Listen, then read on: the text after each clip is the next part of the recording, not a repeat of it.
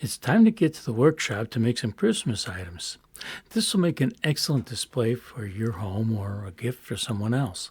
The pattern is available from Scroller online, and I'll leave a link in the description.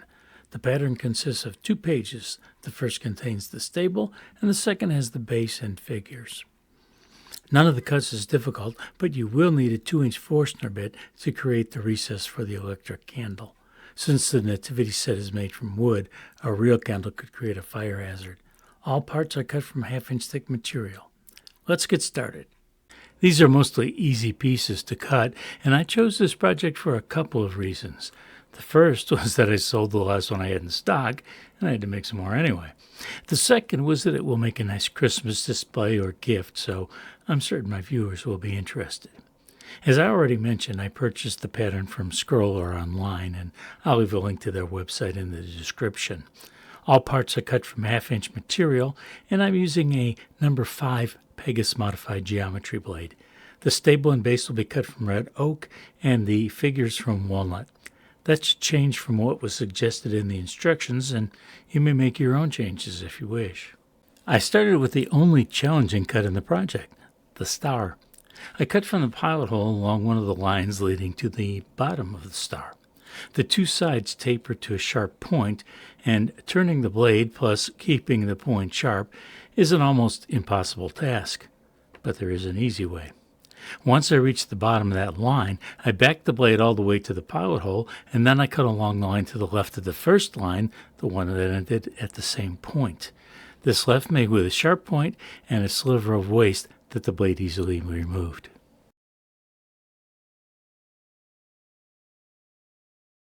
Sometimes you need to work smart. I moved back to the pilot hole and used the same technique to cut the top point of the star. This is working great. I was on a roll, and I completed the rest of the star's points in the same manner. It only took a few minutes, and the most challenging part of the project was done.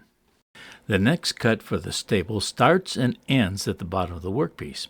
If you look at the shape, it resembles a heart, except that the bottom is flat rather than pointed or rounded. Whatever you want to call the shape, the cut is easy to make.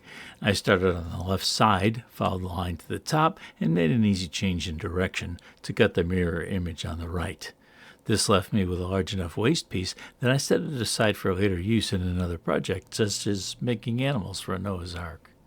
That leaves me with the exterior cut for the stable, and it's another easy one. I started with the long curved line at the left side and followed it to the curves that form the roof's overhang. These are much easier to cut than if the sides and roof had been formed with straight lines and 90-degree angles. The top of the roof is also a curve rather than a right angle, and the right side is a mirror image of the left. My advice for making this cut is something you've heard me say before and will undoubtedly hear again: take your time and let the blade do the work. I'll also cut the stand from 1/2-inch oak.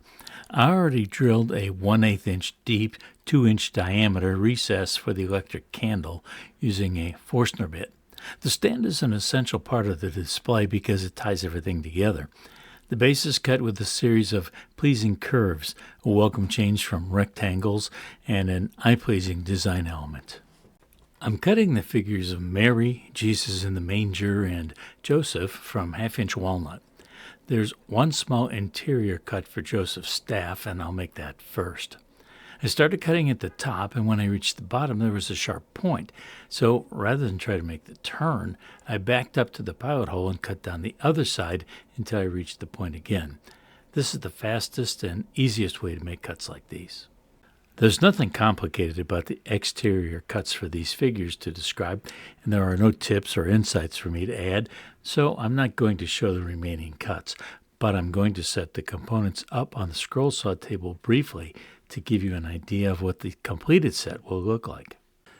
All the parts are cut, and I gave them a light hand sanding with 150 grit sandpaper to soften the sharp edges. I have a glue bottle here with a tiny tip that lets me squeeze out a thin bead of glue where it's needed. I purchased glue in 1-gallon bottles and refilled this small bottle and a medium-sized applicator from the larger bottle. This is Tite Bond white glue, and I use it for most applications because it dries clear and has a reasonable working time before it starts to set up. For small areas like the one I'm working on, I use a fingertip to spread the glue evenly. When I glue larger surfaces, I use a brush.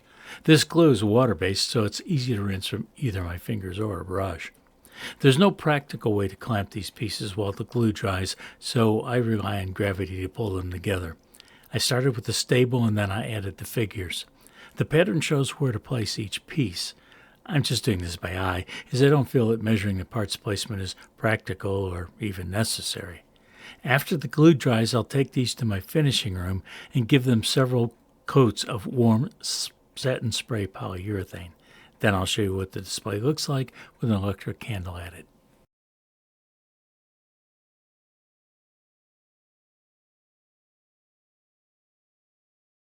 This is the finished nativity set. It's small enough that it can be displayed underneath your Christmas tree or almost anywhere you'd like to display it.